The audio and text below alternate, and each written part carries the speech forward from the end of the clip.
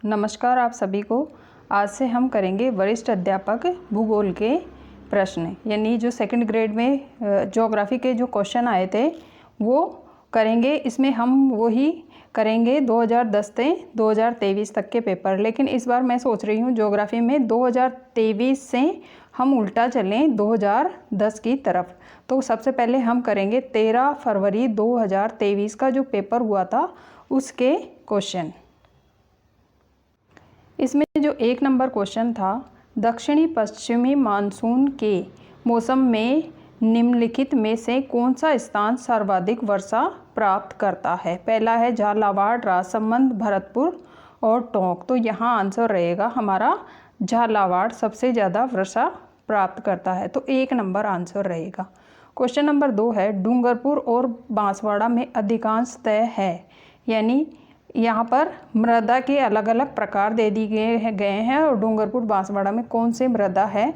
तो डूंगरपुर और बांसवाड़ा में लाल लोम मृदा है, क्योंकि वो किसके कारण है, लो अयस्क के कारण है। वहाँ पर वहाँ की जो मिट्टी है उसमें लोहे के कण ज़्यादा होने के कारण ये मिट्टी वहाँ पर मिलती है। और इसके अलावा ये मिट्टी उदयपुर, चित्तौड़गढ़ के भागों में भी पाई जाती है और इस मिट्टी के कारण ही उस एरिया के अंदर चावल, कपास, मक्का, गेहूं आदि की खेती होती है।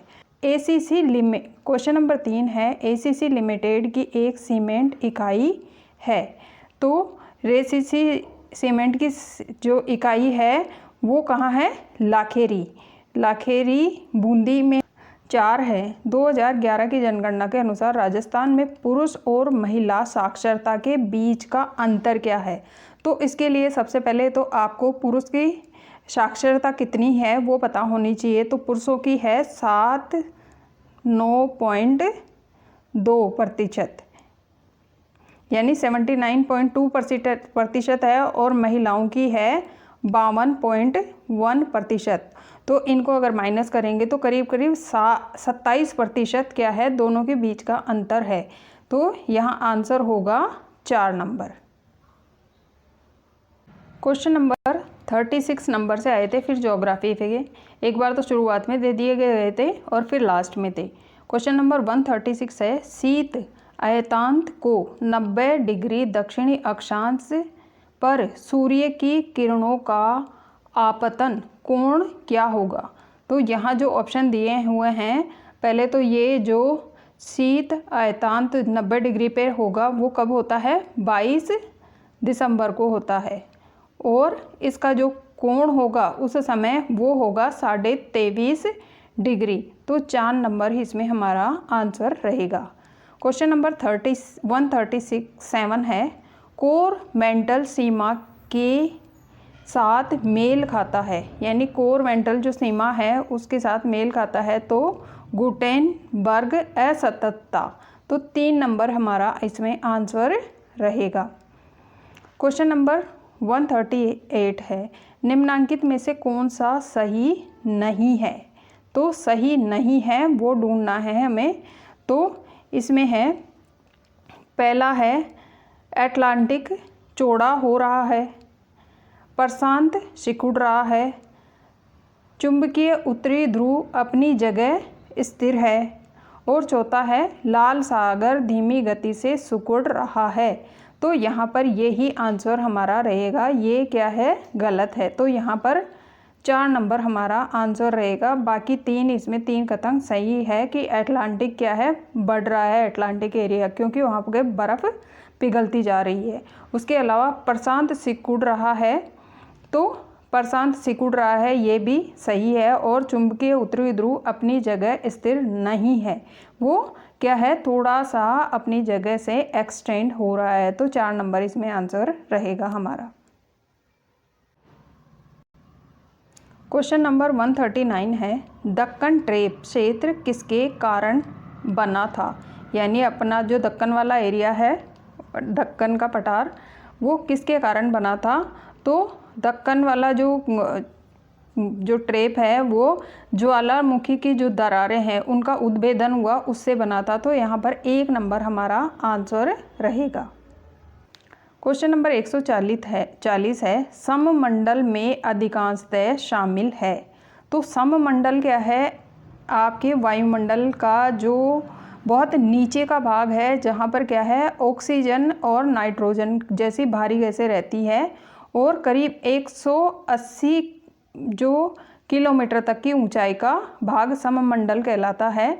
और इसके अंदर क्या क्या आता है, सौमंडल आता है और मध्यमंडल और सममंडल आता है, वो समताप मंडल आता है। तो यहाँ पर 4 नंबर हमारा आंसर रहेगा।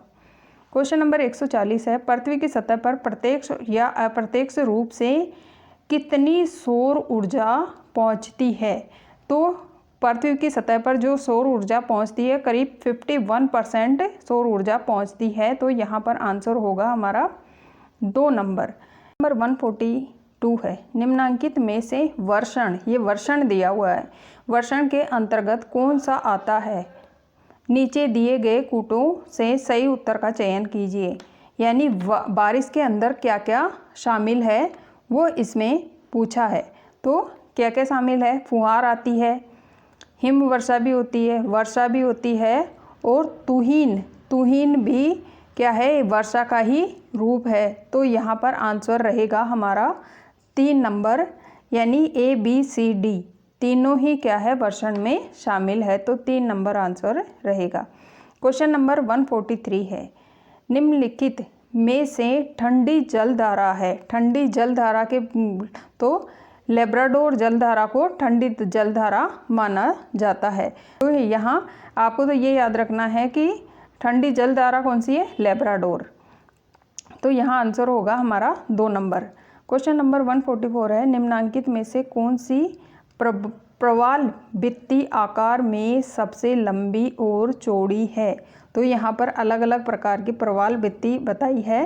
तो अवरोधक जो प्रवाल भित्ति है वो सबसे ज़्यादा लंबी और चौड़ी है। तो 4 नंबर हमारा इसमें आंसर रहेगा।